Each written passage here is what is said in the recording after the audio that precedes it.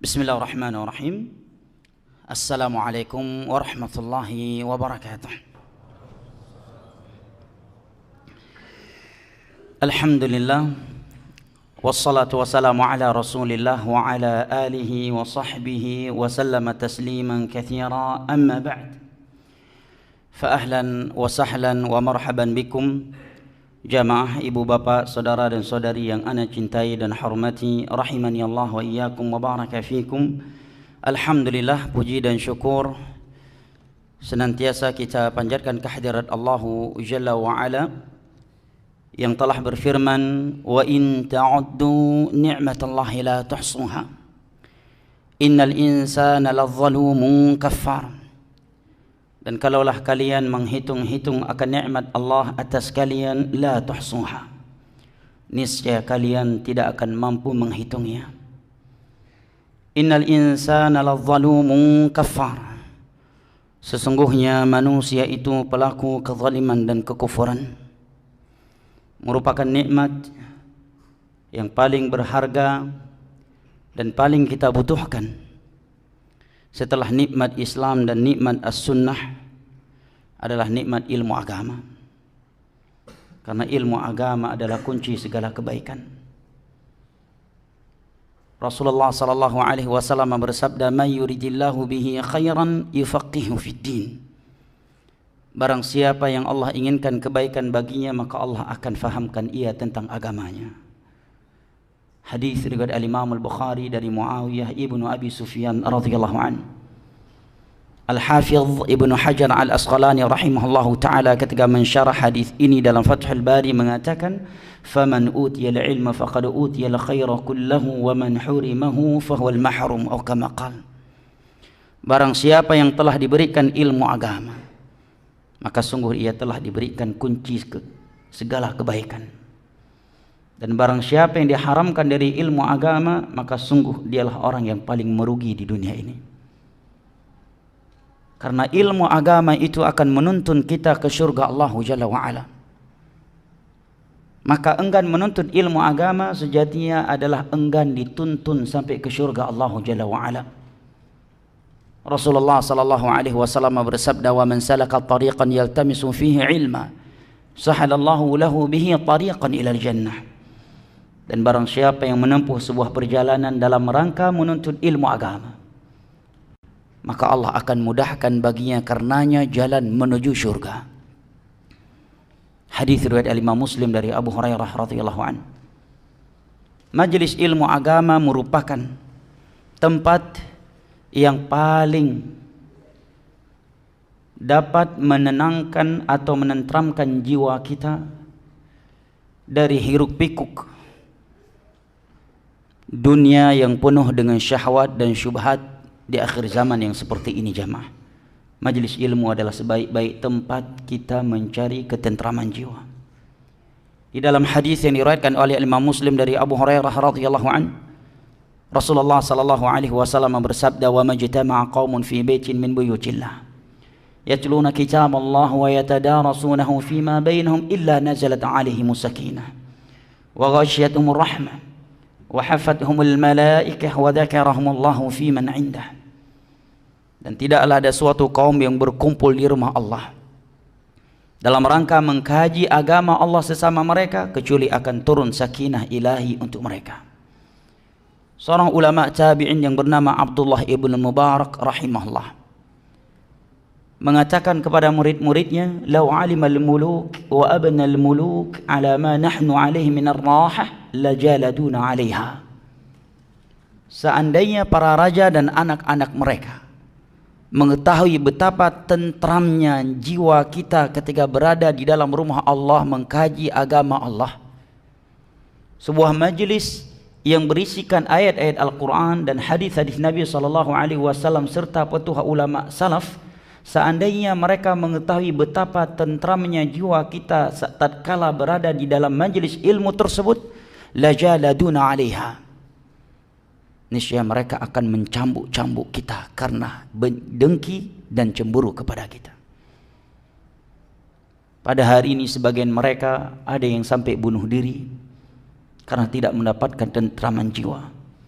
Sebagian mereka mencari ketentraman jiwa dengan masuk ke dalam diskotik, dengan karaokean, dengan mengkonsumsi obat-obat terlarang yang Allah haramkan, khamar, sabu-sabu dan semisal dengannya.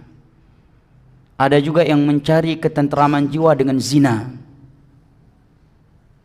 Ada pula yang mencarinya dengan musik. Tapi semua mereka tidak mendapatkan apa yang mereka inginkan. Karena memang Allah Jalla wa'ala telah menentukan dan sudah merupakan sunnatullah yang tidak akan pernah berubah dan tidak akan pernah ada yang mampu mengubahnya.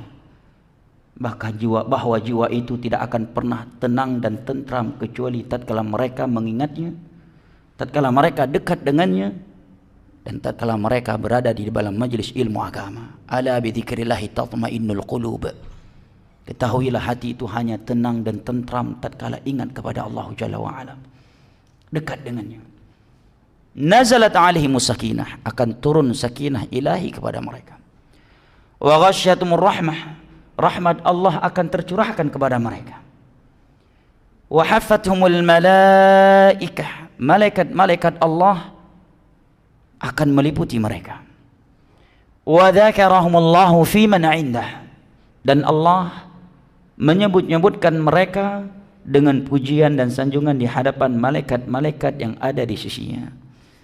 Setiap kali kita menghadiri majelis ilmu agama, maka setiap kali itu kita mendapatkan sakinah ilahi, rahmat ilahi, diliputi oleh para malaikat, dan nama kita disebut oleh Sang Pencipta kita, Ar-Rahman Ar-Rahim, di hadapan malaikat-malaikat yang ada di sisinya, Jibril, Mikail, Israfil, dan malaikat-malaikat yang lainnya.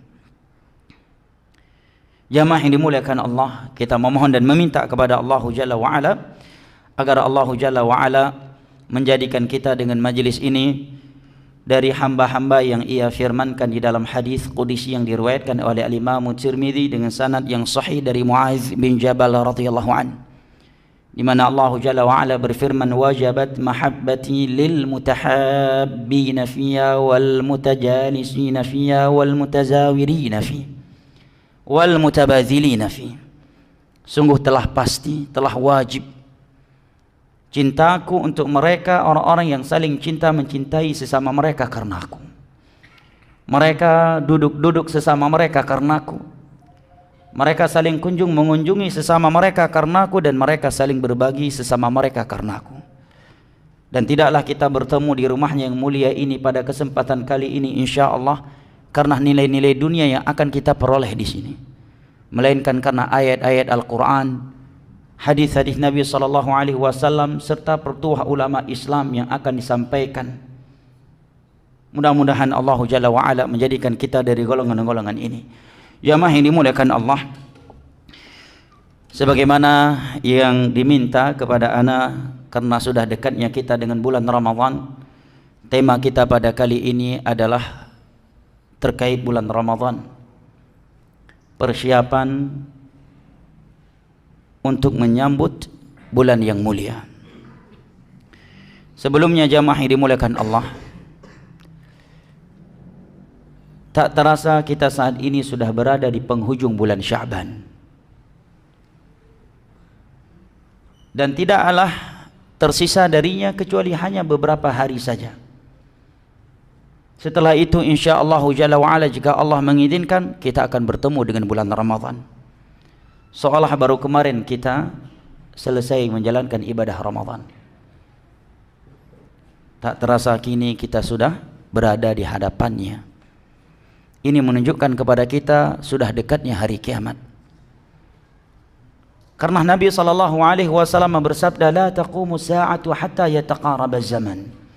فتكون السنة كالشهر ويكون الشهر كالأسبوع ويكون الأسبوع كاليوم ويكون اليوم كالساعة وتكون الساعة كاحتراق السعفة.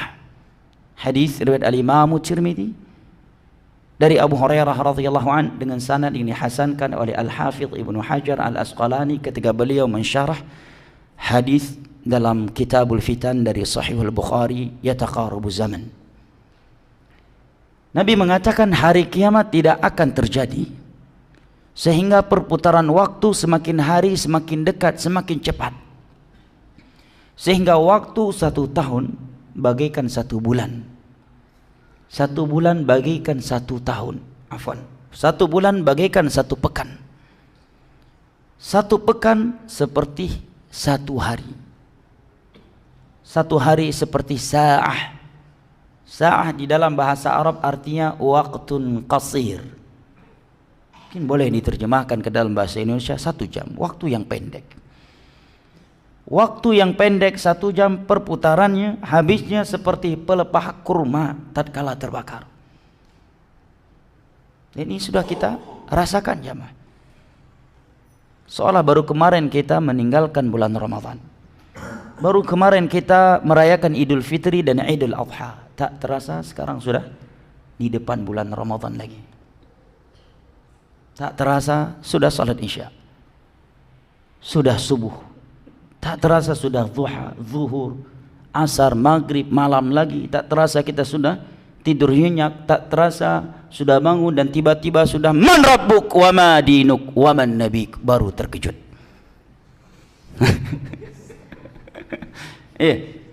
Di dalam Masjid Baitur Rahman di Johor dengan orang yang jumlahnya begini banyaknya bisa terkejut mendapatkan pertanyaan ini. Lalu bagaimana kalau kita mendapatkannya seorang diri di alam barzakh tanpa ada DKM masjid dan panitia kajian?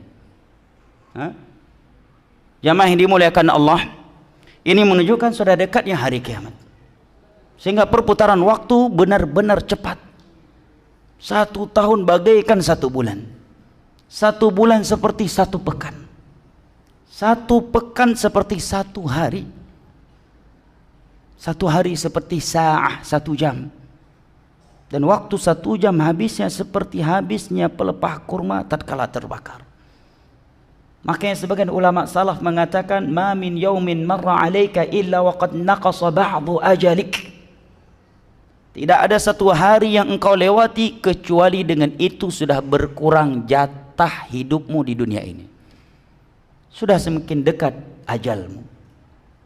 Umur ini akan kita pakaikan ke dalam ketaatan atau akan kita habiskan ke dalam maksiat, tetap akan berjalan.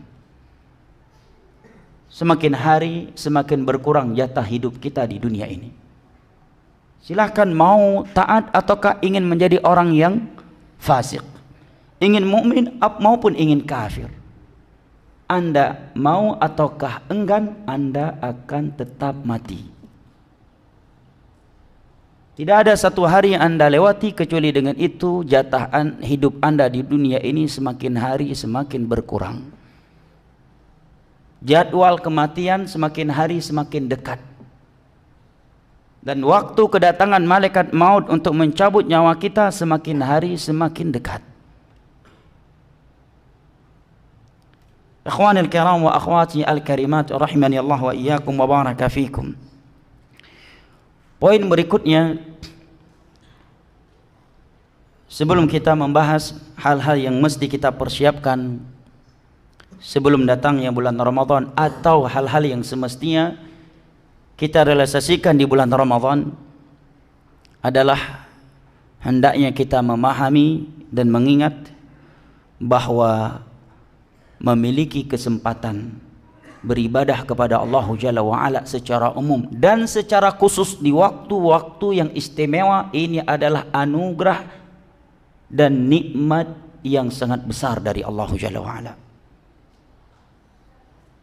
Saya ulangi, diberikan kesempatan untuk beribadah oleh Allah dan secara umum ini adalah nikmat yang luar biasa, dan terkhusus Allah berikan kesempatan kita beribadah kepadanya di waktu atau di tempat yang istimewa.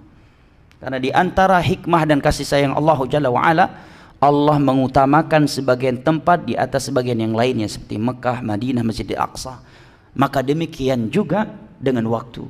Allah mengutama dan mengistimewakan sebagian waktu di atas sebagian waktu yang lainnya.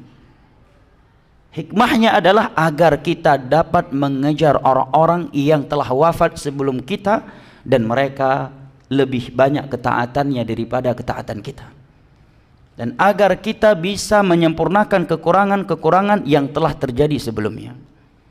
Maka diriwayatkan oleh Imam Ahmad, disebutkan bahwa ada 2 orang laki-laki dari Yaman datang ke Madinah, kemudian mereka masuk Islam secara seksama. Ini yang namanya persahabatan yang indah, hijrah bersama.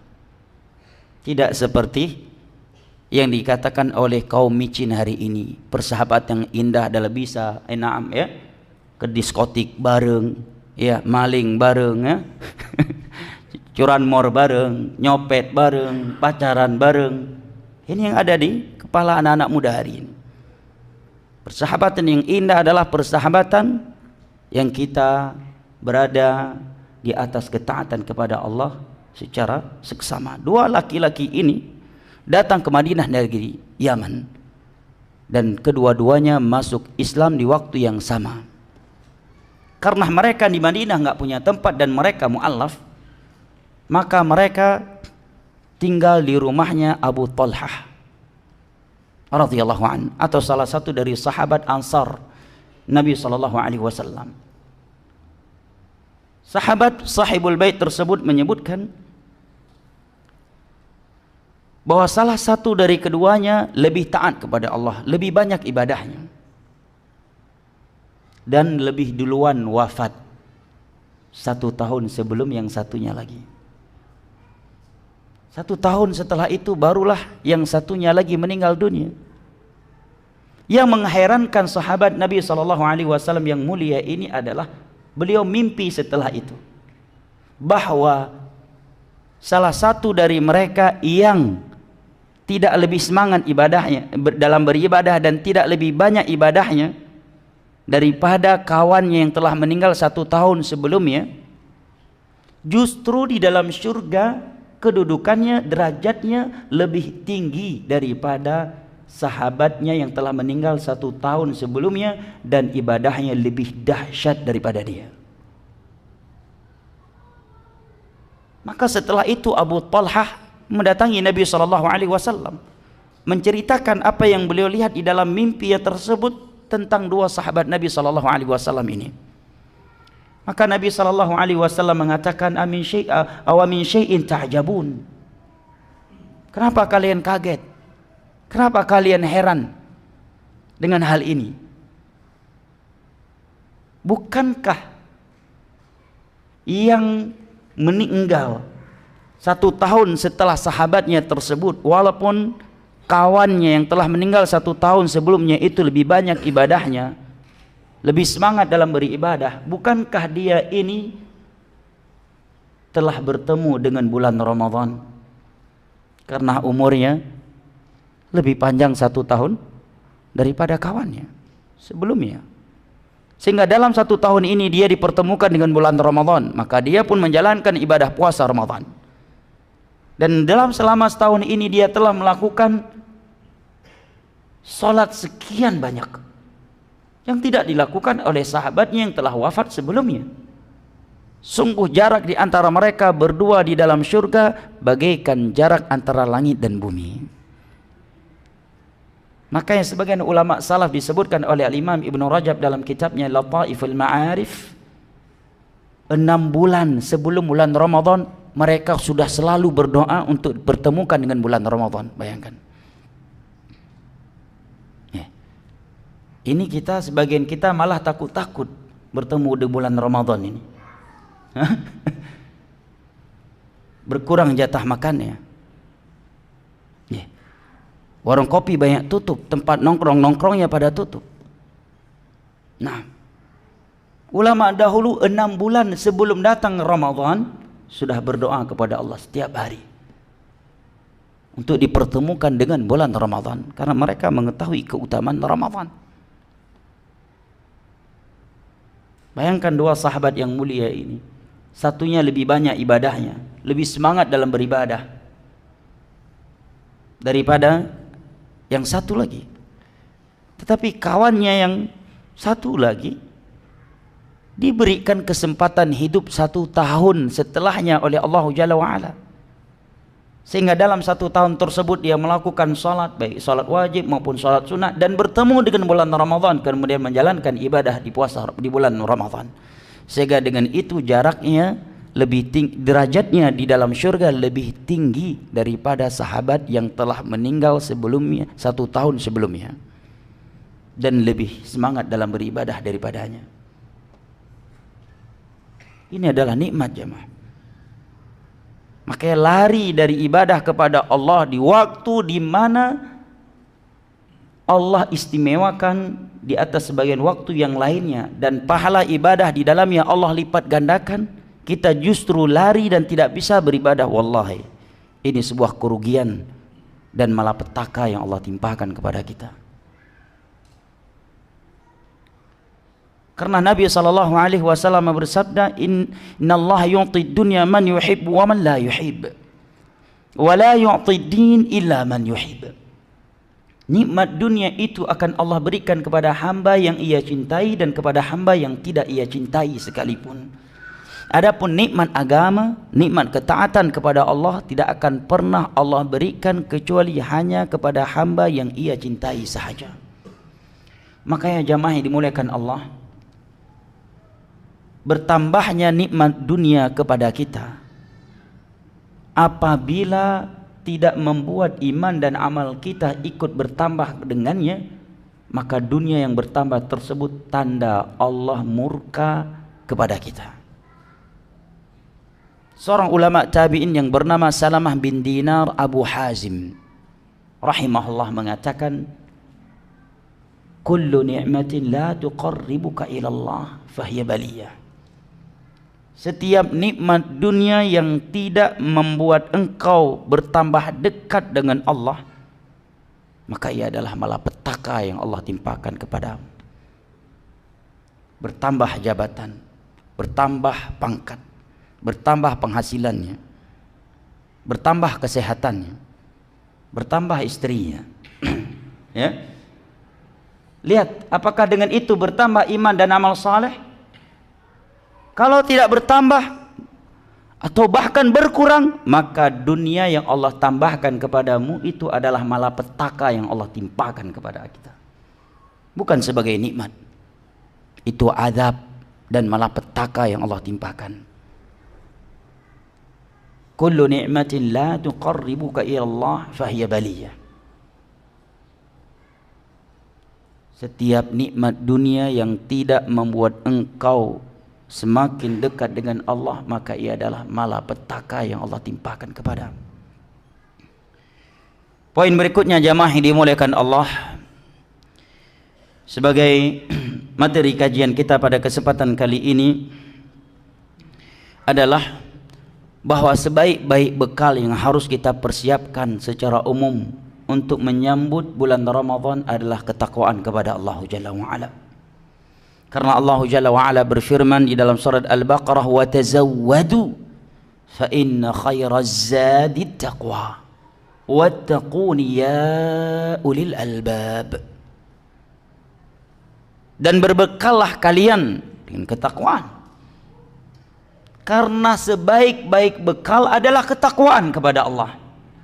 Wattaquni ya ulil albab, dan bertakwalah kalian kepadaku wahai ulul albab. Siapakah ulul albab jamaah? Seringkali kalimat ulul albab Allah sebutkan dalam Al-Quran dan Allah puji mereka. Bahkan di sebagian ayat Allah mengatakan tiada yang mengingat, tiada yang berpikir, tiada yang mengambil pelajaran darinya kecuali ulul albab.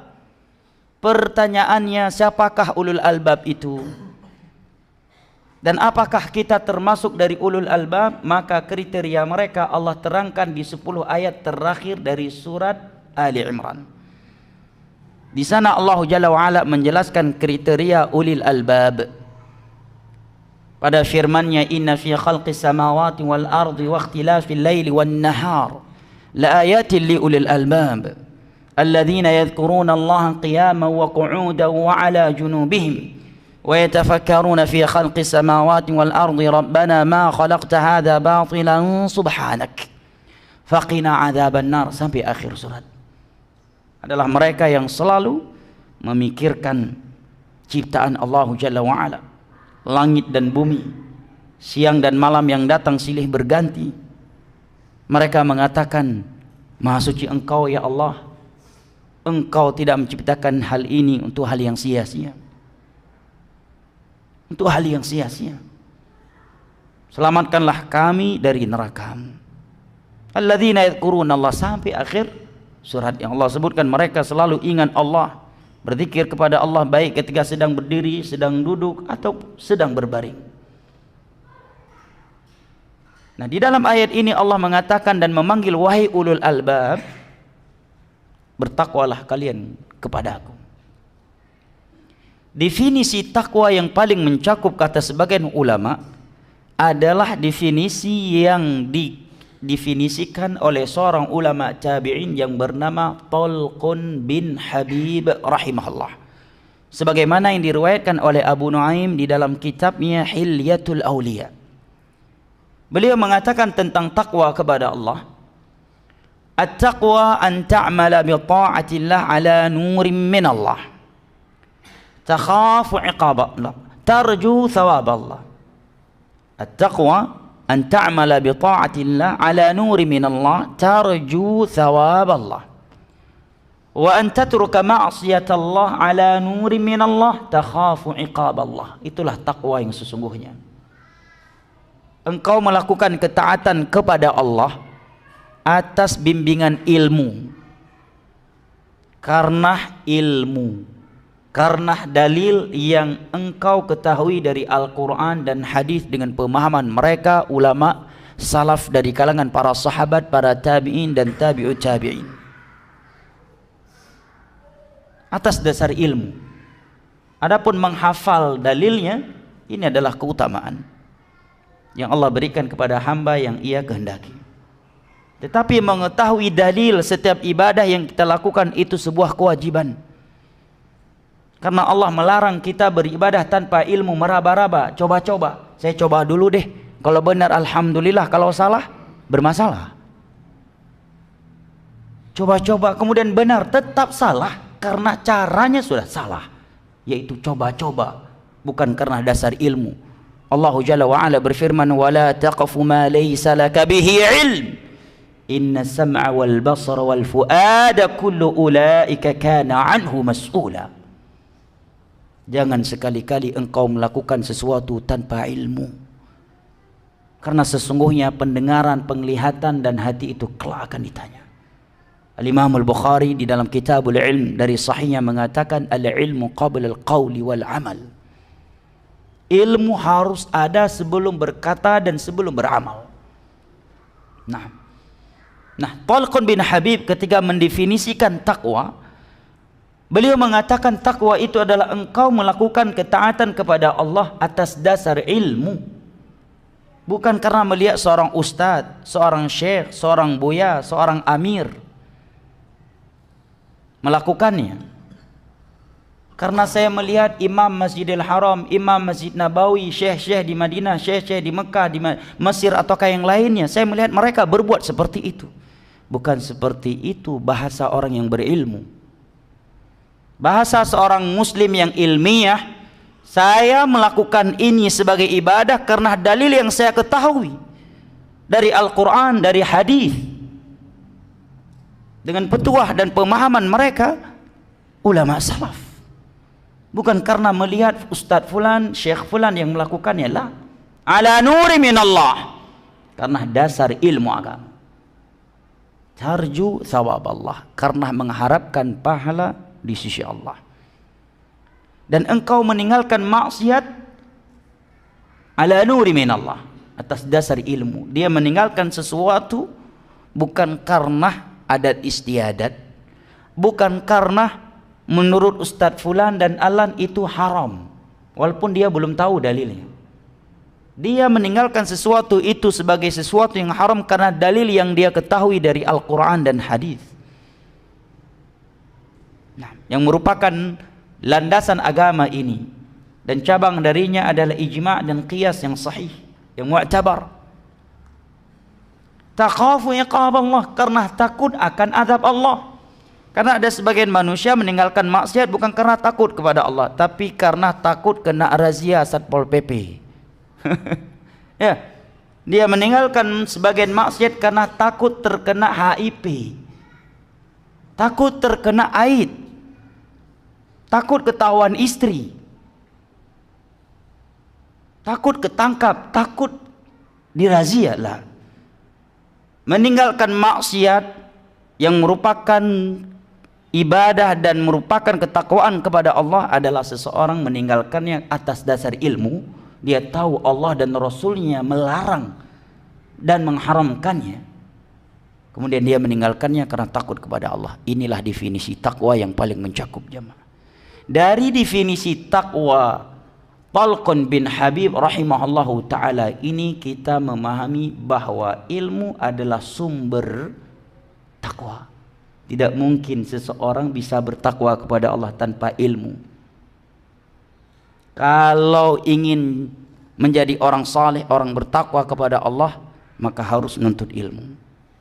Kalau ada orang enggak mau belajar, enggak nuntut ilmu, enggak punya ilmu, enggak akan pernah bisa bertakwa kepada Allah. Pura-pura tidak akan pernah menjadi orang yang saleh, yang benar. Karena ilmu adalah sumber utamanya. Tanpa ilmu, predikat takwa itu tidak akan pernah diraih. Karena ilmu adalah landasan takwa yang paling utama. Baik ikhwanil kiram wa akhwati al-karimat. Tadi telah Allah sebutkan dalam surat Al-Baqarah, berbekallah kalian karena sesungguhnya sebaik-baik bekal adalah takwa, dan telah kita ketahui bahwa definisi takwa seperti yang disebutkan oleh Talqun bin Habib. Maka kita memahami dengan ini di antara hal yang harus kita persiapkan dari nilai-nilai takwa untuk menyambut bulan Ramadan adalah ilmu agama.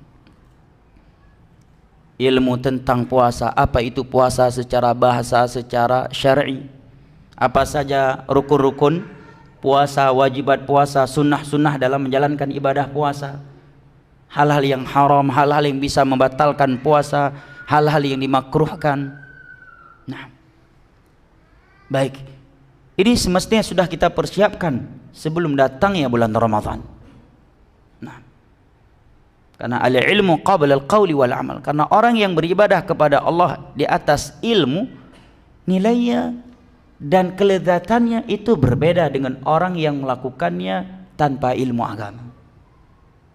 Itu berbeda kelezatan dan kemanisannya. Maka kita melihat para ulama itu benar-benar merasakan kelezatan dan kemanisan dalam beribadah kepada Allah. Kenapa? Karena mereka memiliki ilmu. Bayangkan Nabi kita SAW bisa membaca surat Al-Baqarah, kemudian An-Nisa, kemudian Ali Imran 5 juz di dalam satu rakaat. Saya juga cuma bisa menceritakannya saja. Ya kan? Iya. Cuma bisa menceritakannya saja. Nah, ada seorang sahabat sedang berjaga-jaga di medan tempur dalam keadaan salat, kemudian ditembak oleh musuh dengan panah, kemudian tertancap anak panah di tubuhnya dan dia tetap salat sampai selesai. Kita masjid AC kurang dingin aja udah keluar dari salat. Ya kan? Imam baru sedikit panjang bacaannya, di belakang udah kasih isyarat. Berarti imam cuma baca surat Wadduha. Bukan imam panjang bacaannya, tapi dia nggak pernah ke masjid. Apalagi mereka salah datang masjid. Masuk masjid, sholat subuh hari Jumat, di masjid tersebut menerapkan sunnah Nabi. Rakaat pertama baca Alif Lam Sajadah, dan rakaat kedua Al-Insan. Selesai sholatnya, salahku sholat di masjid itu. Selesai sholat udah keluar mataharinya katanya. Terkejut dia. Nah, kenapa? Karena dia tidak merasakan kemanisan dan kelezatan beribadah kepada Allah Jalla wa'ala.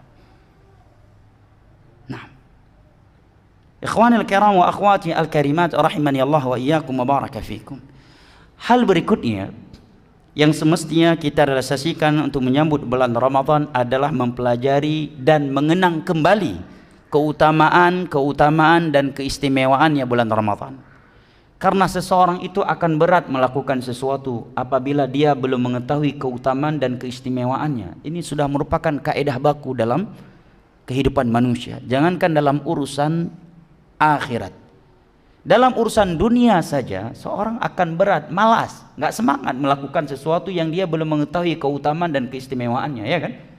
Contoh kecilnya misalkan ingin jualan, ingin berbisnis sesuatu, kalau dia belum mengetahui ya, bagusnya ya, bagaimana keuntungan dari bisnis tersebut, maka nggak akan semangat untuk menjalankannya. Tapi ketika dia mengetahui keistimewaan, keberuntungan yang akan diperoleh di baliknya, maka sebagian mereka kita lihat rela menghabiskan waktu untuk S1, S2 dan S3 sampai-sampai dia teler mengejar SS tersebut. Kenapa? Karena ada keutamaan yang dia harapkan di balik itu. Sehingga sebagian mereka demi dunia rela bangun di sepertiga akhir malam. Dari mulai jam 3 pagi udah bangun pergi ke pasar. Ya. Sanggup begadang dari jam 3 pagi sampai jam 10 pagi nggak tidur-tidur. Setelah itu pulang baru tidur. Tapi untuk sholat subuh 5 menit saja dia nggak mampu bangun, nggak mampu pergi, nggak mampu. Hidayah. Kenapa? Karena dia nggak mengenang keutamaan sholat subuh. Tidak dia hadirkan di dalam hatinya keutamaan sholat tahajud. Tapi untuk dunia dia kenang. Nggak ke pasar hari ini hilang omset 500.000, ya kan? Saya nggak ngambil spesialis, nggak bisa praktek, nggak bisa banyak, nggak bisa dapat pasien yang banyak.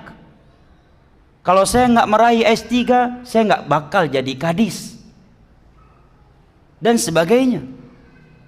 Sehingga sebagian mereka berjuang dan berkorban untuk dunia yang dia cintai. Kenapa? Karena dia sudah mencintainya. Kenapa dia mencintainya? Karena dia telah mengetahui keuntungan, keutamaannya. Maka demikian juga dalam urusan akhirat ibadah. Akan malas, akan berat seseorang melakukan suatu ibadah kalau dia belum mengetahui keutamaannya.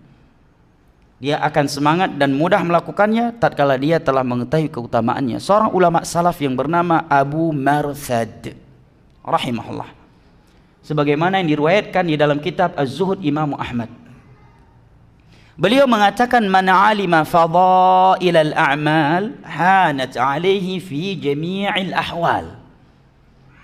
Barang siapa yang mengetahui keutamaan suatu amalan, maka akan mudah, akan ringan untuk ia lakukan amalan tersebut dalam semua keadaan. Dan ini kita lihat jemaah, kita lihat sebagian anak muda sehat luar biasa. Kalau untuk goes, masya Allah, puluhan kilo mampu dia. Nge-gym berjam-jam, jogging berjam-jam, lari berkilo-kilo jauhnya. Nah, tetapi nggak sanggup, jangankan untuk sholat tahajud, untuk bangun subuh saja dia nggak mampu. Tapi ada sebagian orang tua badannya sudah membungkuk, sebagian mereka harus menggunakan tongkat kalau pergi ke masjid. Udah kakek-kakek, udah nenek-nenek, kesehatannya sudah tidak membaik, tapi mampu bangun di sepertiga akhir malam untuk sholat tahajud. Kenapa? Karena masalah hati. Kata Syekhul Islam di awal kitabnya Al-Ubudiyah, di awal-awal kitab Al-Ubudiyah, Al-Ubudiyah judul kitabnya, arti Al-Ubudiyah adalah penghambaan kepada Allah. Beliau mengatakan al-mahabbatu muharrikah, cinta adalah motor penggerak. Seseorang tidak akan bergerak untuk sesuatu yang ia belum mencintainya. Dan seseorang tidak akan mencintai sesuatu yang belum ia ketahui keutamaan dan keistimewaannya. Maka yang Abu Marthad mengatakan, man alima fadail al-a'mali hanat alaih fi jami'il ahwal. Barang siapa yang telah mengetahui keutamaan suatu amalan, maka amalan tersebut akan ringan dia lakukan. Dia sebagian wanita jemaah, di bawah terik matahari dia bisa memakai hijab yang menutup seluruh anggota tubuhnya. Tapi di waktu yang sama, di siang hari yang dingin, di sebagian wanita justru telanjang, nggak berpakaian. Apa sebabnya ini? Kembali ke bab ini. Yang ini ringan menutup auratnya walaupun cuaca yang panas. Kenapa? Dia telah mengetahui keutamaan menutup aurat. Dan besarnya dosa mengubur aurat. Sehingga ringan bagi dia melakukan ketaatan tersebut. Ringan bagi dia untuk bangun di sepertiga akhir malam untuk bermunajat dan berkhalwat dengan Rabbnya. Kenapa? Karena dia telah mengetahui keutamaan dan keistimewaannya. Demikian juga dengan bulan Ramadan. Mereka yang ekstra dan perfect dalam beribadah kepada Allah di bulan Ramadan adalah mereka yang telah mengetahui keutamaan dan keistimewaan bulan Ramadan. Adapun mereka yang tidak mengetahui keutamaan dan keagungan bulan Ramadan, begitu datang Ramadan, mereka seperti orang yang terkejut. Semakin dekat bulan Ramadan, semakin gelisah dia. Sehingga kalau sisa 2-3 hari bulan Sya'ban, apa? Jamak takdim makan minumnya. Kalau sholat kan jamak takdim ya, asar dibawa ke zuhur ya, isya dibawa ke maghrib. Ini juga demikian, 1 bulan lagi. Seolah-olah 1 bulan itu dia akan masuk penjara, nggak akan pernah makan dan minum lagi. Sehingga sisa di 3 hari atau di hari-hari terakhir bulan Sya'ban benar-benar dijamak takdim makan minumnya, dijamak takdim ngerokoknya, dijamak takdim gowesnya, dijamak takdim berbagai aktivitas dunia lainnya. Pada ulama salaf dahulu, semenjak masuk bulan Sya'ban mereka sudah mulai start tahajud, puasa dan tilawatul Quran. Bahkan sebagian mereka sudah mulai menutup toko-toko mereka di pasar untuk fokus salat malam, baca Al-Quran dan ibadah untuk menyambut bulan Ramadan. Persiapan untuk menyambut bulan Ramadan. Baik, berikut ini beberapa keutamaan dan keistimewaan bulan Ramadan agar kita semangat beribadah kepada Allah di bulan yang mulia ini dan mudah melakukan ketaatan kepadanya. Yang pertama adalah anna maradata syayatin yusaffaduna bisalasir wal aghlal fi syahri siyam. Para syaitan dibelenggukan oleh Allah di bulan Ramadan. Pintu-pintu surga semuanya Allah bukakan, dan pintu-pintu neraka semuanya ditutup serapat-rapatnya oleh Allah Subhanahu wa taala. Dalilnya adalah hadis yang diriwayatkan oleh Al-Imam Al-Bukhari dan Muslim dari Abu Hurairah radhiyallahu an, Nabi sallallahu alaihi wasallam bersabda, "Idza jaa Ramadan futihat abwabul jannah wa ghulliqat abwabun niran wa suffidaty syayatin." Apabila bulan Ramadan datang, maka seluruh pintu surga dibukakan, seluruh pintu-pintu neraka ditutup serapat-rapatnya, dan para syaitan dibelenggukan. Dalam riwayat yang lain, di semenjak malam pertama Ramadan ada munadin fis sama, penyeru di langit yang menyeru, ya baghiyal khairi aqbil wa ya baghiyasy syarri aqsir. Wahai pencinta kebaikan, ini saatnya kalian berlomba-lomba. Ini saatnya kalian benar-benar fokus ekstra melakukannya. Wa ya baghiyasy syarr aqsir, dan wahai pencinta maksiat, pencinta kejelekan, aqsir, berhentilah. Ini bulan beda dengan bulan-bulan yang lainnya. Ini bulan Ramadan, bulan di mana seluruh pintu surga telah dibuka dan seluruh pintu neraka telah ditutup serta seluruh syaitan telah dibelenggu. Tapi jamaah yang dimuliakan Allah, sebagian manusia tetap enggan masuk surga walaupun seluruh pintunya sudah terbuka. Tetapi untuk masuk ke dalam neraka, walaupun pintunya sudah tertutup, lewat jendela pun boleh. Kalau untuk neraka, untuk surga, walaupun seluruh pintunya sudah terbuka, masih nggak mau masuk. Tetapi kalau untuk neraka, walaupun seluruh pintunya sudah tertutup, lewat jendela pun boleh. Lewat pintu belakang pun boleh. Apa contohnya? Pas di zaman Covid, pintu depan diskotik tutup, tapi lewat belakang tetap masuk. Demikian juga di siang hari Ramadan. Sebagai yang melakukannya muslim. Warung makannya tertutup, tapi nasi bungkus tetap keluar dari pintu belakang. Subhanallah. Untuk masuk surga dia enggan walaupun seluruh pintunya sudah terbuka. Tetapi untuk masuk ke dalam neraka, walaupun seluruh pintunya sudah ditutup rapat-rapat, dia tetap mau berjuang untuk bisa membuka dan masuk ke dalamnya. Kalau di luar Ramadan kita suka menyalahkan syaitan. Ketika kawan memberikan nasihat untuk semangat dan agar tidak futur, seringkali kita mengucapkan, itulah setan banyak kali ini. Nah sekarang setan udah dirantai, kau salahkan siapa lagi? Setan juga kau salahkan. Jadi siapa yang setan selama ini? Kata setan, jadi sebenarnya siapa yang setan selama ini, ya kan? Ini setan udah diikat. Kalau di luar Ramadan kita bilang terlalu banyak setannya Ustaz. Ya. Aku tahu memang lagi futur, itulah setan Ustaz. Nah sekarang setan udah diikat, udah dirantai. Siapa lagi mau ente salahkan? Berarti selama ini memang diri kita yang buruk, diri kita yang tidak dirahmati oleh Allah. Karena kalau diri kita ini dirahmati oleh Allah, pastilah kita akan mudah melakukan kebaikan. Dan tentunya sebab Allah kurang merahmati kita karena maksiat-maksiat yang kita lakukan. Allah berfirman, innan nafsa la'ammaratun bis-su'i illa ma rahima rabbi. Sesungguhnya jiwa manusia itu menyuruh, memerintahkan mereka kepada keburukan, kecuali jiwa yang dirahmati oleh Allah Rabbku.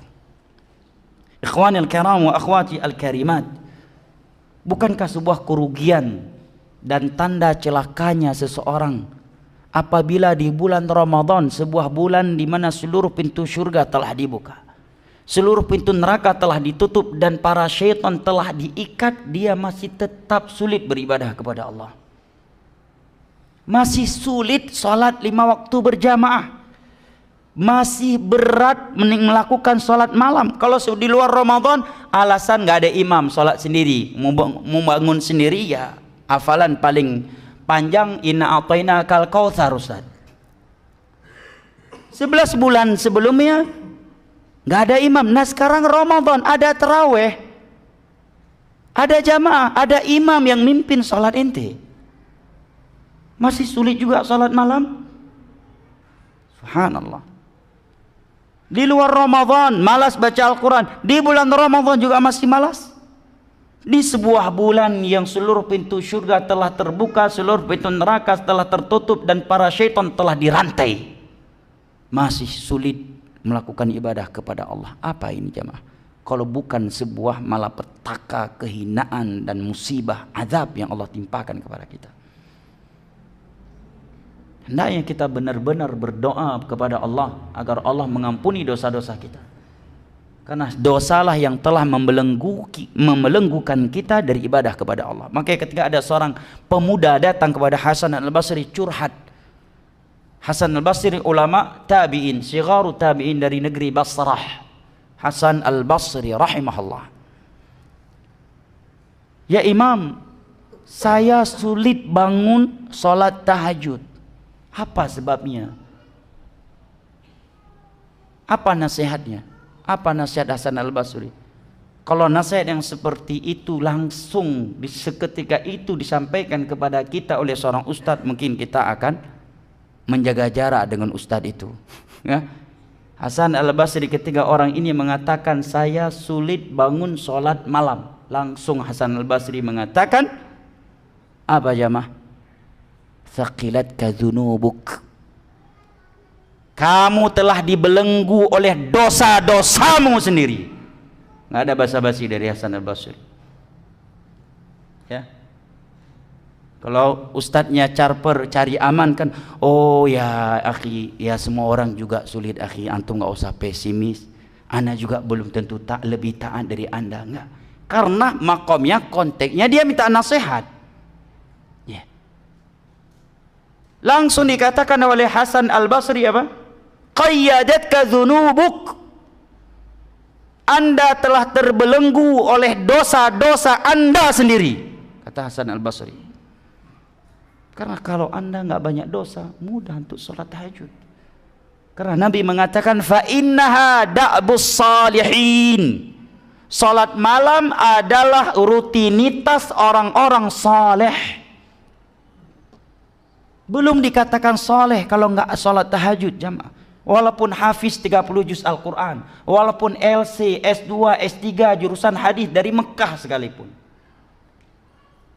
kalau sholat malam bukan rutinitasnya, dia bukan orang saleh. Bahkan Imam Ahmad berpendapat orang yang nggak sholat witir diboikot riwayat hadisnya, walaupun dia menghafal ratusan ribu hadis, nggak diambil riwayatnya, nggak layak diambil hadis darinya kalau nggak ada sholat witirnya. Itu pendapat Imam Ahmad. Fa inna da'bus salih. Baik 11 bulan sebelum Ramadan kita berat melakukannya karena kita bukan hafiz Al-Quran, nggak ada teman, sendirian. Iya. Istri juga pemalas, anak juga malas, akhirnya jadi ikut malas, mertua juga nggak terlihat bangun malam, orang tua jauh jati. Ini Ramadan, ada jamaahnya, ada imam yang membimbing, ada jamaah lain yang menemani anda, sehingga ketika kita lelah berdiri, kita tidak lelah sendirian, kita tidak berdiri sendirian, kita tidak rukuk sendirian, tapi juga masih malas. Subhanallah, sebuah kehinaan dari Allah Jalla wa'ala. Ikhwani al-kiram wa akhwati al-karimat rahimani Allah wa iyyakum wa baraka fikum. Keistimewaan bulan Ramadan yang berikutnya adalah kajian sampai jam berapa? Jam 12. Keyboard malam minggu jam berapa selesainya? Hah? Jangan kalah sama penonton keyboard. Jam berapa selesai keyboard? Jam 1. Hah? Jam 12. Baik, insyaallah kajian sampai jam 11 kurang 1 jam setengah. Baik, ikhwanil kiram wa akhwati al-karimat rahimani Allah wa iyyakum wa baraka fikum. Di antara keistimewaan bulan Ramadan adalah apa yang Nabi SAW katakan di dalam sebuah hadis yang diriwayatkan oleh Imam Al-Bukhari dan Muslim dari Abu Hurairah radhiyallahu anhu. Nabi mengatakan, man sama Ramadhana imanan wa ihtisaban ghufira lahu ma taqaddama min dhanbihi. Barang siapa yang menjalankan puasa Ramadan dengan iman dan ihtisab, maka akan diampuni dosa-dosanya yang telah berlalu. Dengan 2 syarat ini. Yang pertama iman. Jamaah dimuliakan Allah, sekedar menghafal rukun iman ada 6. Banyak orang kafir yang belum masuk Islam hafal dia rukun iman ada 6. Betul nggak? Banyak. Ya. Orang-orang yang nggak Islam bisa menyebutkan dengan fasih rukun Islam ada 5, yang pertama ini dan itu. Rukun iman ada 6, rukun ihsan ada sekian. Bisa mereka sebutkan. Beriman kepada Allah itu bukan sekedar menghafal rukun iman, tetapi bagaimana keimanan kita terhadap 6 rukun iman tersebut.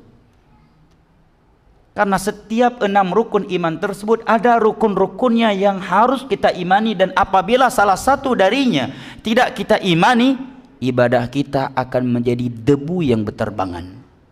Sebagai contoh, kalau antum membuka kitab Sahih Muslim, maka hadis yang pertama kali kita dapatkan di dalam Sahih Muslim adalah hadis Abdullah bin Umar. Dari Umar radhiyallahu anhu menjelaskan tentang rukun Islam, rukun iman dan ihsan. Di awal sanad hadis disebutkan bahwa beberapa masyarakat Irak menjumpai Abdullah ibn Mubarak yang sedang tawaf di Ka'bah. Mereka menyampaikan kepada beliau bahwa di Irak ada seorang tokoh yang ditokohkan oleh sebagian kaum muslimin, namanya Ma'bad al-Juhani. Dia memiliki akidah innal amra unuf. Sesuatu itu diketahui oleh Allah secara detail kalau sudah terjadi. Mirip dengan ini ucapan sebagian mereka, kalau sudah terjadi baru dikatakan takdir, kalau belum terjadi mah itu bukan takdir. Ini akidah an-nufah al-ghulah, ekstremis qadariyah. Qadariyah yang paling ekstrim itu akidahnya itu. Mendengar sebutan mereka tersebut tentang akidah orang ini, dan dia ditokohkan dalam keadaan akidahnya seperti itu, dan beliau sedang tawaf di depan Ka'bah. Maka Abdullah bin Mubarak mengeluarkan sebuah statement yang menunjukkan harus ada prinsip dalam beragama. Dalam hal akidah, perkara prinsip, nggak ada basa-basi. Ya. Jualan aja nggak laku kalau ada basa-basi, ya kan? Pada agama. Abdullah bin Mubarak langsung mengatakan, akhbirhum anni bari'um minhum wa annahum bura'a'u minni walau annahum anfaqu mithla Uhudin zahaba lama qabilahu Allahu minhum hatta yu'minu bil qadar, kata beliau. Sampaikan kepada mereka seandainya bahwa aku berlepas diri dari mereka dan mereka berlepas diri dariku, dan sampaikan kepada mereka seandainya mereka menginfakkan emas sebesar gunung Uhud, maka Allah tidak akan menerimanya dari mereka sampai mereka beriman kepada takdir. Kata para ulama yang mensyarah hadis ini, Abdullah bin Mubarak menganggap Islam mereka telah batal karena ini. Karena apa? Karena telah meninggalkan satu dari 4 rukun iman kepada takdir, yaitu ilmu Allah. Rukun iman kepada takdir kan ada 4. Beriman bahwa segala sesuatu yang telah, yang sedang, yang akan dan mustahil terjadi, seandainya bisa terjadi, bagaimana terjadinya, maka Allah Maha mengetahuinya. Rukunnya yang kedua, bahwa segala sesuatu yang terjadi telah Allah tulis di dalam Lauhul Mahfuz 50.000 tahun sebelum Allah menciptakan langit dan bumi. Yang ketiga, tiada yang lepas dari kehendak Allah, wa ma tasyauna illa iyyasha Allahu rabbul alamin. Yang keempat adalah selain Allah dan sifat-sifatnya adalah makhluk, manusia, dan amalan mereka adalah makhluk. Huwallazi khalaqakum wa ma ta'malun wa kulla syai'in khalaqnahu biqadar. Nah, mereka mengingkari satu dari 4 rukun iman tersebut. Langsung Abdullah bin Mubarak mengatakan, aku bukan dari mereka. Kalau mereka masih mumin, tidak boleh berkata demikian, karena innamal mu'minuna ikhwah. Yang kedua, beliau mengatakan seandainya mereka menginfakkan emas sebesar gunung Uhud, maka Allah tidak akan menerimanya dari mereka. Menunjukkan Islam mereka sudah batal. Ini menerangkan kepada kita apa? Bab iman itu bukan sekedar hafal rukun iman ada 6. Makanya para ulama tuliskan kitab-kitab akidah. Semua kitab akidah yang ringkas maupun yang berjilid-jilid, inti pembahasannya adalah tentang 6 rukun iman. Semua sekte kita rukun-rukun iman kepada para rasul, rukun-rukun iman kepada para malaikat, dan rukun-rukun iman kepada takdir. Ini yang sangat penting untuk kita kaji. Jangan sampai kita ngaku mukmin kepada Allah, tapi rupanya ada rukun-rukun iman kepada Allah yang belum kita imani. Kita mengaku beriman kepada hari akhirat, datang tentang hadis azab kubur, kita mengatakan saya nggak percaya, nggak logis, kafir, murtad, nggak percaya adanya azab dan nikmat kubur. Mana azab kubur? Udah banyak orang mati, nggak ada yang diazab kok di kuburnya katanya. Udah nenek-nenek juga belum taubat. Nah, ini menunjukkan tidak beriman. Jemaah ini muliakan Allah. Lihat nih, kasus Ma'bad al-Juhani. Dia dianggap muslim, ditokohkan oleh sebagian kaum muslimin di Irak.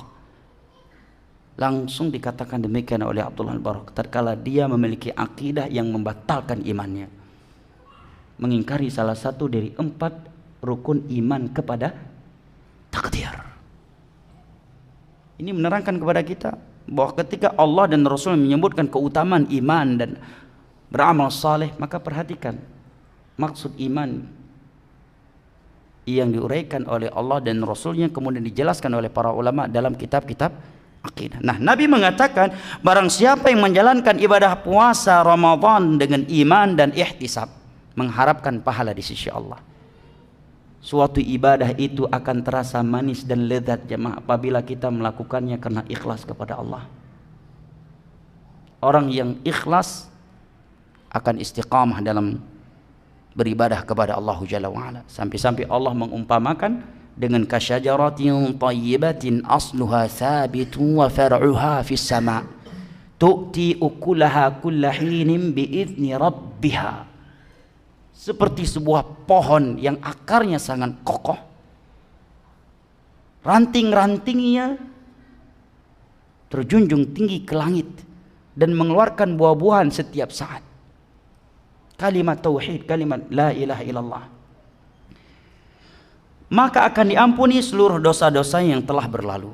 Maka barang siapa yang menjalankan ibadah puasa dalam keadaan dia beriman, imannya terhadap 6 rukun iman benar, dia beriman bahwa yang mewajibkan ibadah puasa itu adalah Allah Jalla wa'ala, dia mengimani pahala-pahala yang Allah dan Rasulnya sebutkan untuk orang yang menjalankan ibadah puasa Ramadan, dan dia mengharapkan pahala hanya kepada Allah, maka akan Allah ampuni dosa-dosanya yang telah berlalu.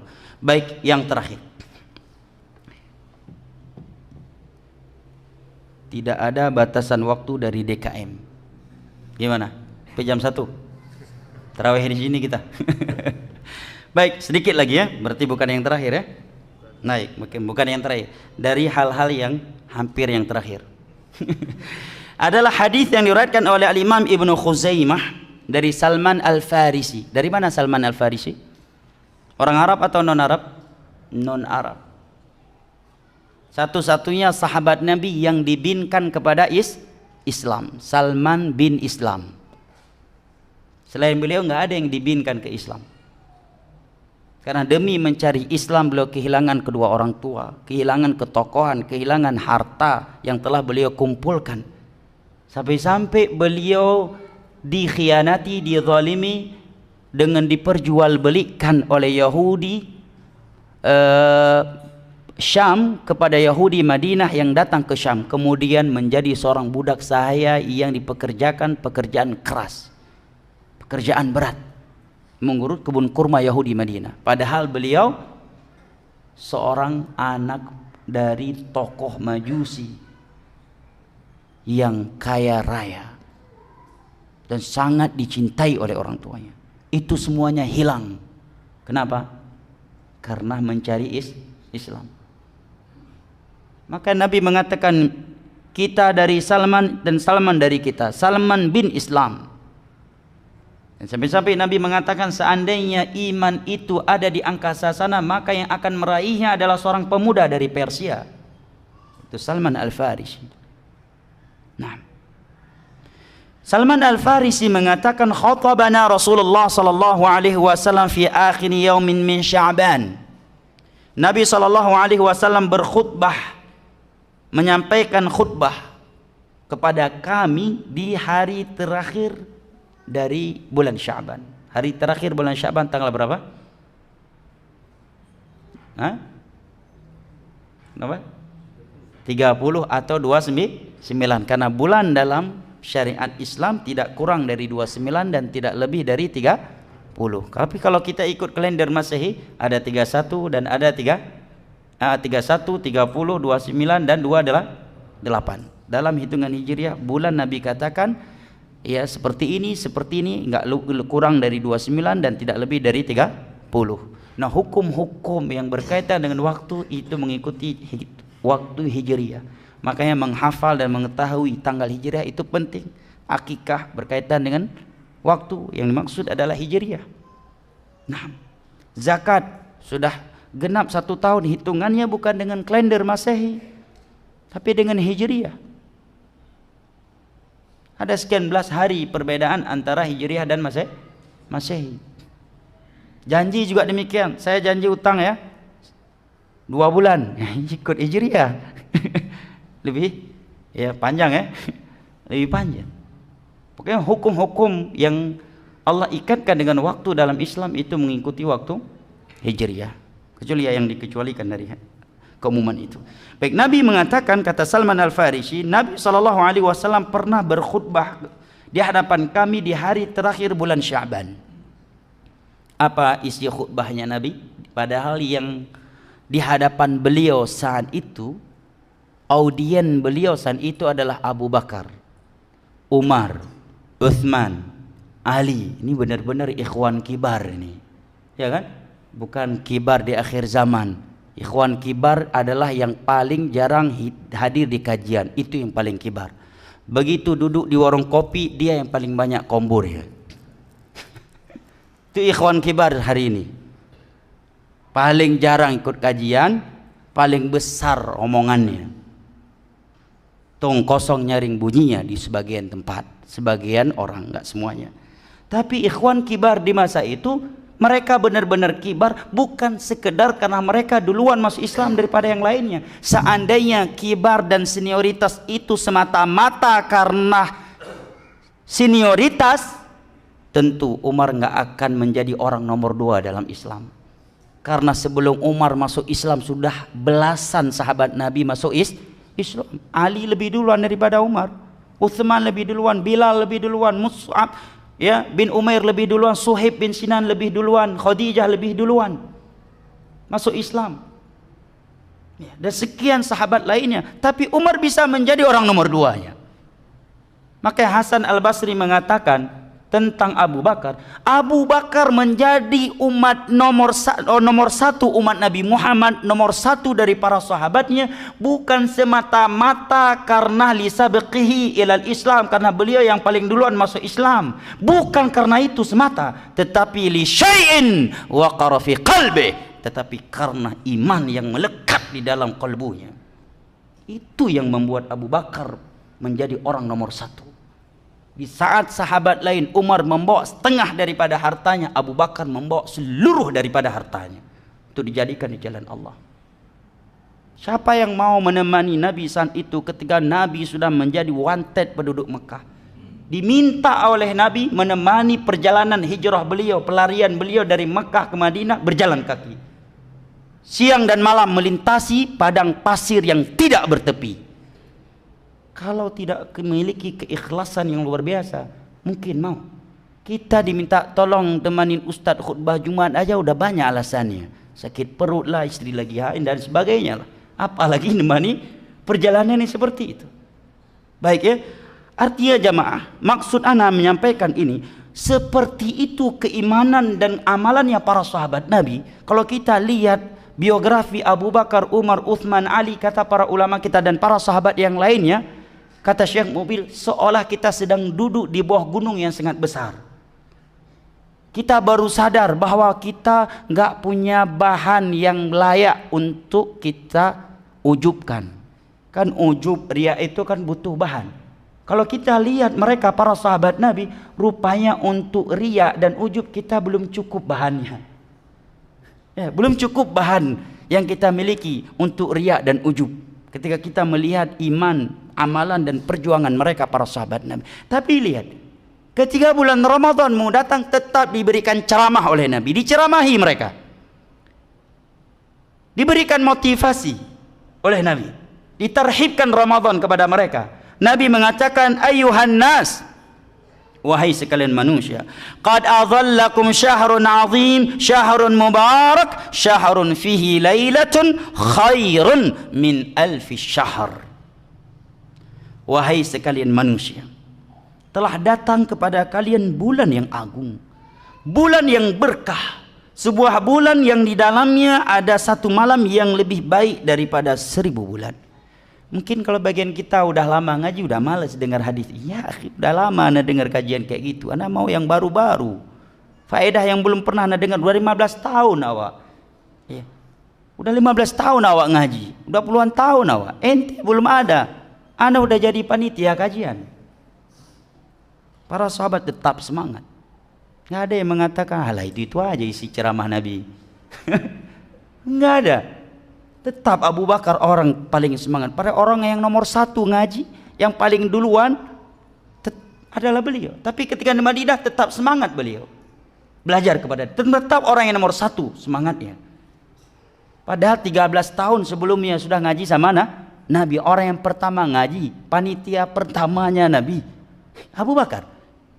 Tapi ketika sudah hijrah ke Madinah, tidak lantas beliau bilang kepada kalian yang baru-baru ngaji, semangat-semangatlah kalian ngaji. Kayak kami dulu ketika di Mekah. Sekarang sudah saatnya kalian lah yang semangat. Kami ini udah tua-tua. Dulu kami berjuang luar biasa sebelum ada kalian ini. Sekarang kalianlah lanjutkan. Ya, ini ujub nih. Ini tertipu dengan secuil daripada perjuangan yang telah dia lakukan untuk agama Allah.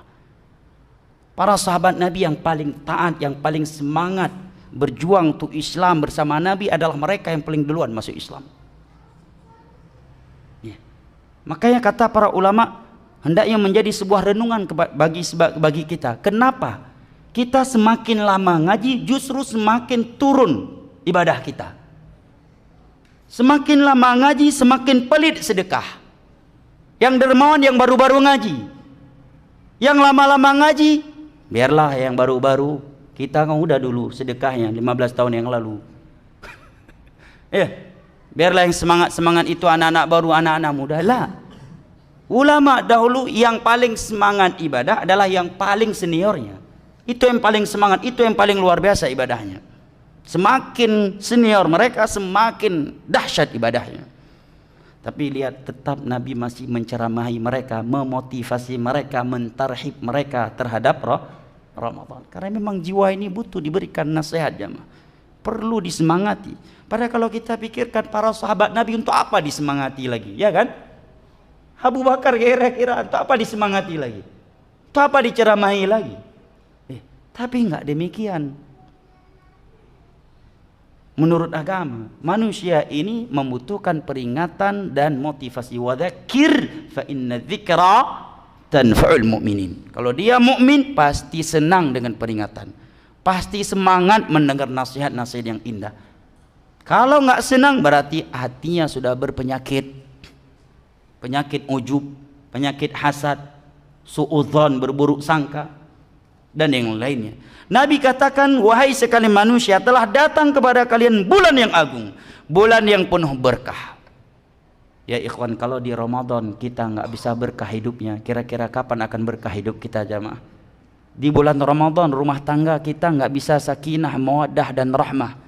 Justru di Ramadan lebih sering bertengkarnya daripada di luar Ramadan. Kalau di luar Ramadan cuma seminggu sekali bertengkar sama istri. Kalau bulan Ramadan sahur sekali, di waktu duha tengkar lagi, siang bertengkar lagi, sore menjelang berbuka begitu bukaannya sedikit kurang mantap masakannya tengkar lagi. Mestinya di bulan Ramadan semakin berkah rumah tangganya. Ini semakin kacau balau. Ibadahnya juga demikian, akhlaknya juga tidak semakin berkah.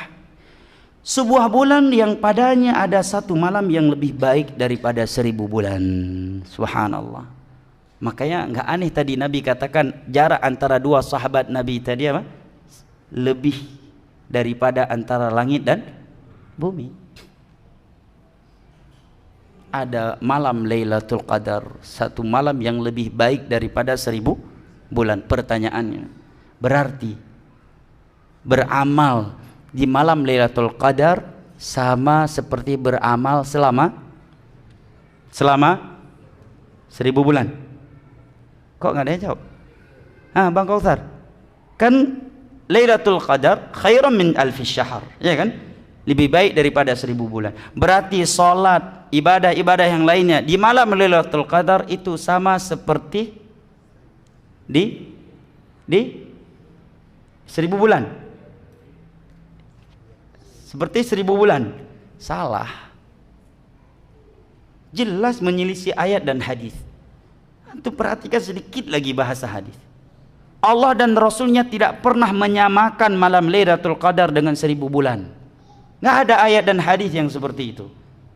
Yang Allah katakan satu malam Lailatul Qadar lebih hebat daripada 1000 bulan. Lebih dari 1000 bulan bisa jadi 2000 bulan, 3000 bulan, 4000 bulan, 5000 bulan, 1.000.000 bulan, 1 miliar bulan. Jelas ya? Ini yang sering diucapkan oleh penceramah Ramadan ketika memotivasi orang meraih Lailatul Qadar, ya kan? Karena dengan kita salat di malam Lailatul Qadar berarti kita telah salat selama 1000 bulan. Sedekah kita di malam Lailatul Qadar itu seperti sedekah kita di dalam 1000 bulan, selama 1000 bulan. Salah, fatal. Salah ya. Menyelisih Al-Quran. Allah enggak menyamakan satu malam Lailatul Qadar dengan 1000 bulan yang lainnya. Yang ada Allah katakan khairun.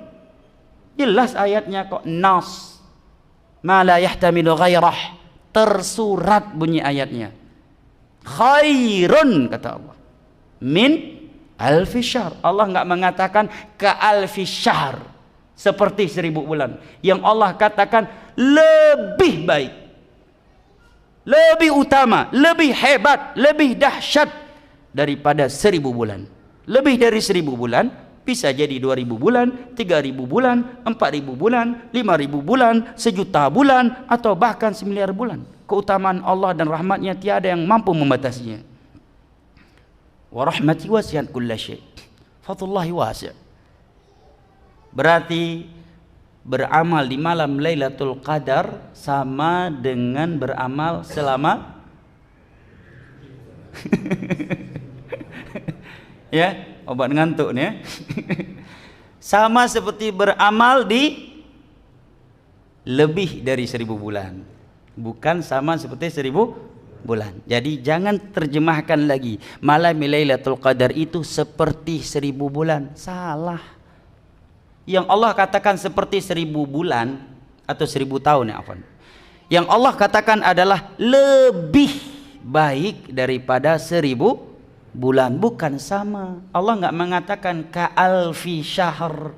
Yang Allah katakan khairun min alfi syahr. Khair isim tafdhil. Makanya datang min setelah itu lil mufadhalah, untuk menjelaskan lebih utama dan lebih bagus daripada 1000 bulan. Tapi sebagian orang enggak semangat mencari Lailatul Qadar, padahal seperti ini keutamaannya. Sampai-sampai Imam Ibnul Qayyim mengatakan seandainya Lailatul Qadar itu cuma ada 1 malam dalam 1 tahun, di dalam 1 tahun Allah letakkan tanpa Allah beritahukan di bulan apa, di tanggal berapa, yang jelas dia berada di dalam 1 tahun, 1 malam dalam 1 tahun, maka aku akan menghidupkan seluruh malam sepanjang tahun agar aku mendapatkan Lailatul Qadar. Karena kalau 1 tahun dia begadang setiap malam, ya pasti akan mendapatkan Lailatul Qadar. Apalagi kata Imam Ibn Qayyim, Allah letakkan Lailatul Qadar itu hanya di 10 terakhir malam Ramadan. Juga masih malas untuk begadang. Makanya Nabi sebutkan oleh Aisyah radhiyallahu anha, kalau 20 malam pertama Ramadan Nabi perfect, ekstra ibadah, tapi masih tidur di malam harinya. Khusus di 10 terakhir Ramadan, ahyal lail, 1 malam penuh beliau hidupkan. Dalam riwayat Tirmidzi, Nabi solat dari mulai ba'da isya, ibadah ba'da isya sampai subuh, tidak tidur sekejap pun. Khusus 10 terakhir Ramadan. Tapi di Indonesia seringnya sebaliknya. 5 malam pertama Ramadan bludak masjid, harus bangun tenda di samping masjid, jamaah enggak muat. Malam ke-6, ke-7 mulai berkurang, mulai maju. Semakin berjalan waktu semakin maju safnya, sampai-sampai saking maju tinggal 1 saf lagi. Apalagi 10 terakhir Ramadan, ibu-ibu udah sibuk dengan kue lebarannya. Sebagian mereka mencari Lailatul Qadar di mal-mal yang ada, cari beli pakaian. Dan memang ujiannya berat. Semakin dekat malam Lailatul Qadar semakin banyak pula orderannya. Ya, orderan risol, bolu, ya, orderan pakaian. Subhanallah. Kata Imam Ibn Qayyim, ya akhi, Lailatul Qadar itu cuma di 10 malam terakhir di bulan Ramadan. Enti masih malas-malasan, masih enggak semangat juga. Seandainya Lailatul Qadar itu Allah letakkan dalam adalah 1 malam dalam 1 tahun, semestinya kita akan harus menghidupkan seluruh malam selama setahun untuk mendapatkan keutamaan yang begitu besar. Apalagi hanya dalam 10 malam terakhir dari bulan Ramadan. Kemudian Nabi mengatakan, ja'alallahu siyamahu fariidah. Allah telah mewajibkan puasanya. Wa qiyama lailihi tatawwu'. Salat malamnya adalah sunnah. Man taqarrafa fihi bi khaslati minal khairi kana kaman adda fariidatan fima siwah.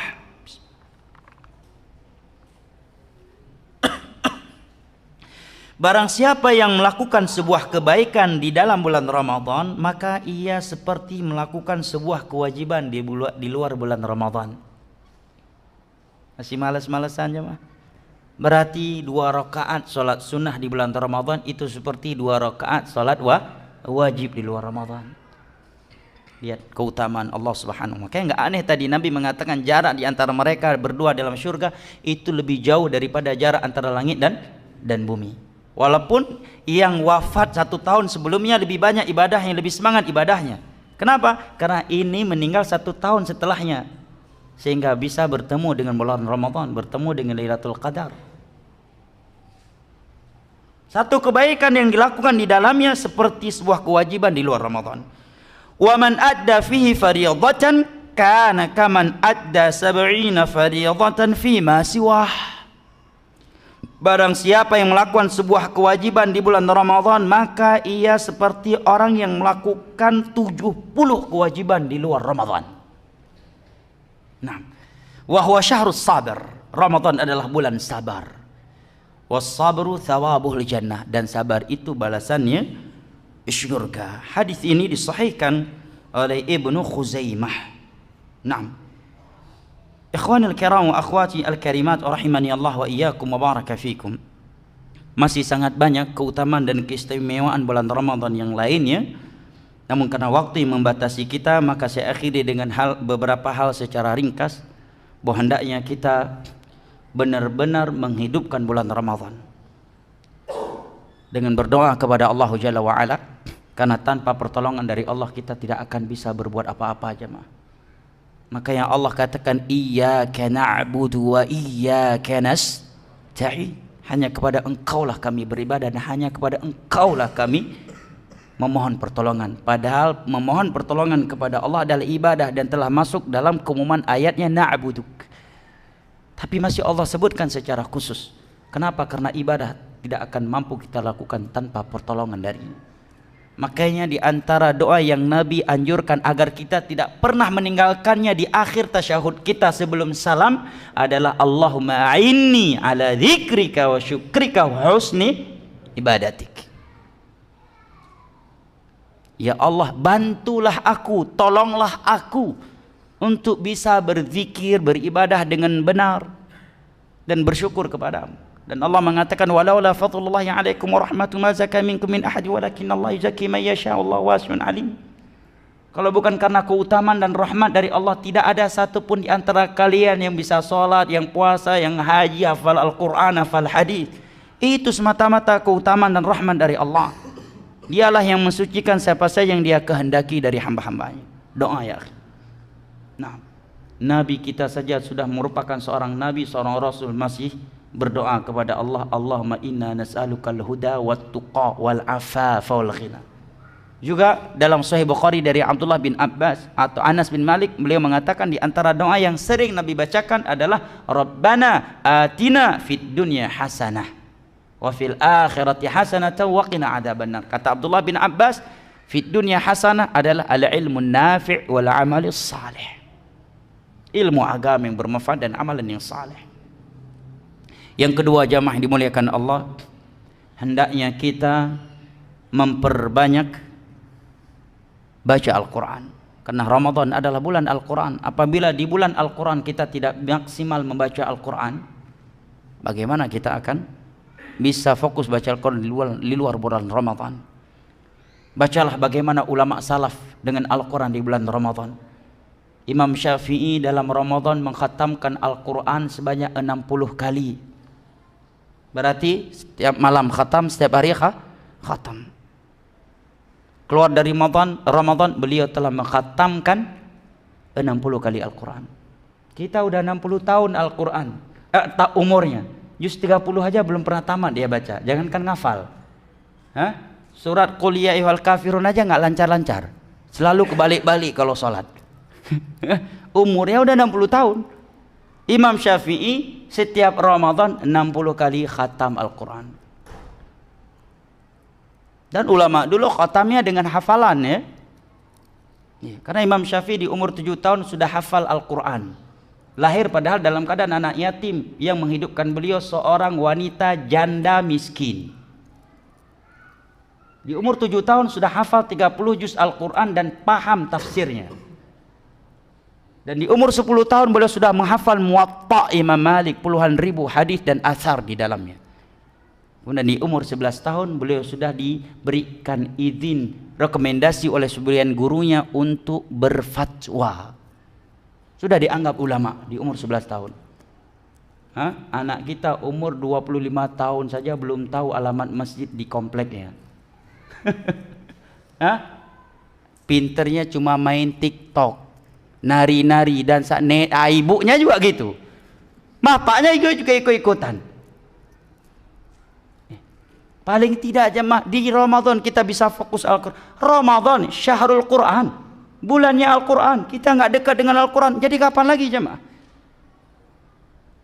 Atau seandainya nggak bisa khatam setiap hari, minimal seminggu sekali, atau paling minimnya sekali dalam Ramadan. Ulama salaf Uthman bin Affan pernah mengkhatamkan Al-Quran dalam sekali salat sampai selesai di depan Ka'bah. Allahu Akbar. Keberkahan waktu. Nah, keberkahan waktu. Sebenarnya kita mampu.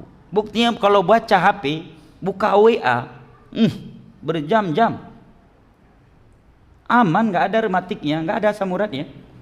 Begitu baca Al-Quran, baru 5 menit udah kena asam urat,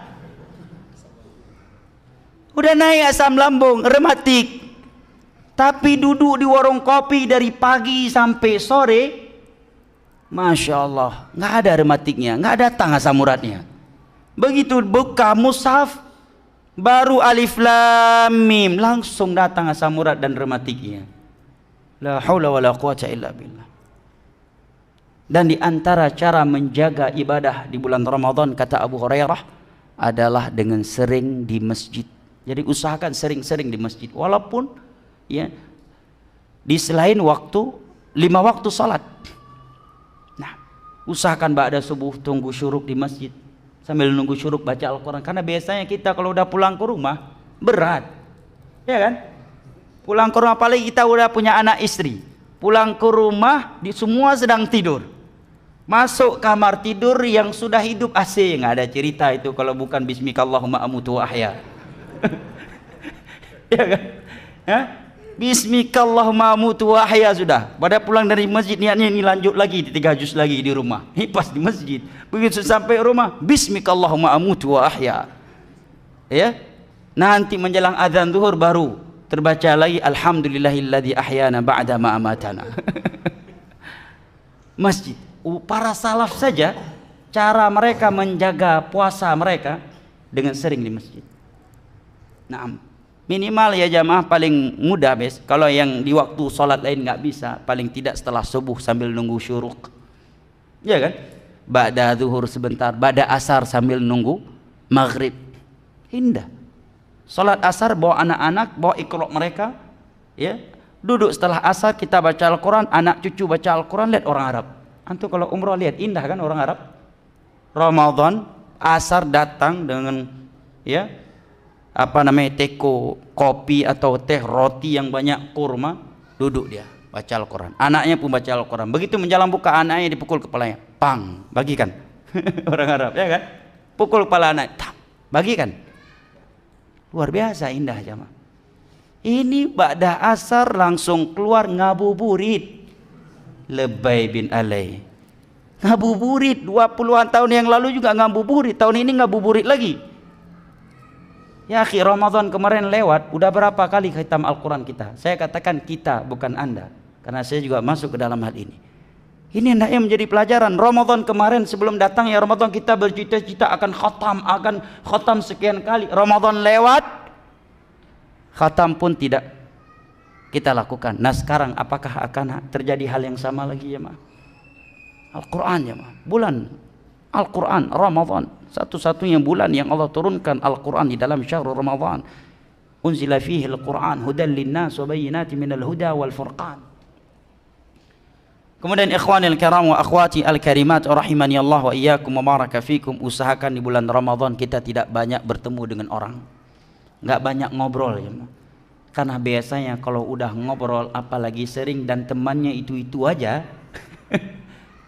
temannya itu-itu aja, teman ngobrol pagi itu juga, teman ngobrol siang itu juga, sore dia juga, ba'da isya dia juga, biasanya nggak lepas dari ghibah. Sedangkan ghibah menghilangkan puasa ibadah, ibadah puasa, pahala ibadah puasa. Karena kalau udah ghibah itu jamaah, subhanallah, sulit siapapun. Kadang orang yang berilmu pun nggak bisa selamat jamaah. Orang kalau udah punya sifat ghibah, ustadznya sendiri pun digibah. Nah, paling majelis itu nggak ada ustadz, nggak ada yang berilmu, nggak lepas dari ghibah. Kalau ada orang yang berilmu mungkin lebih selamat. Ada ustadz mungkin ada yang membimbing, ada pembahasan ilmu. Begitu nggak ada ustadz, ustadznya yang digibai. Apa tuh ustadz tuh? Ustadznya yang digibai. Ayahnya sendiri pun tidak ada yang digibai. Ayahku ini payah kali orangnya. Gibah itu. Dzikruka akhaka fima yakrah, kamu sebutkan tentang saudaramu yang dia tidak sukai. Jangan banyak jumpa orang. Ya. Demikian para ulama salaf, mereka menutup diri mereka. Mereka membatasi waktu mereka untuk Al-Quran. Al-Quran, Al-Quran, Al-Quran. Kalau enggak mungkin seperti Imam Syafi'i bisa khatam 60 kali. Kalau beliau ba'da subuh gowes, kemudian selesai gowes tidur, ba'da zuhur tidur lagi, ba'da asar ngabuburit, setelah itu salat maghrib, habis salat maghrib hantam lagi makanan di atas meja yang masih tersisa, ba'da isya salat tarawih, pulang salat tarawih nonton atau langsung tidur, bisa khatam Al-Quran 60 kali dalam Ramadan. Gantung tuh sepeda, ambil sepeda, masukkan ke dalam goni, ya, lillahi ta'ala, bismika Allahumma amutu, haya kamu sepeda. Simpan dulu sepedanya, nanti goes di bulan Ramadan. Nah, nanti goes di bulan Ramadan jamaah. Al-Quran dulu, khatam Al-Quran. Yang belum bisa baca Al-Quran sebelum datang bulan Ramadan jamaah, kejar, iqra, tuntaskan iqra. Jangan sampai bulan Al-Quran datang dalam keadaan kita belum bisa baca Al-Quran. Na'udzubillah min dzalik. Ikhwani al-kiram wa akhwati al-karimat, tak terasa sudah jam 10. Tadi diumumkan sampai setengah 10 ya. Berarti tidak ada tanya jawab. Insyaallah tanya jawab ditanyakan kepada ustaz-ustaz yang ngisi kajian rutin. Saya cukupkan sampai di sini, lebih dan kurangnya saya mohon maaf. Mudah-mudahan di bulan Ramadan kali ini kita lebih maksimal ibadahnya, lebih semangat dalam beribadah kepada Allah Jalla wa Ala. Mudah-mudahan apa yang telah kita simak bermanfaat. Lebih dan kurangnya saya mohon maaf. Wabillahi taufiq wal hidayah. Wa sallallahu ala nabiyyina Muhammad wa ala alihi wa sahbihi wa sallam. Wa akhiru da'wana anil hamdulillahi rabbil alamin. Wassalamu alaikum warahmatullahi wabarakatuh.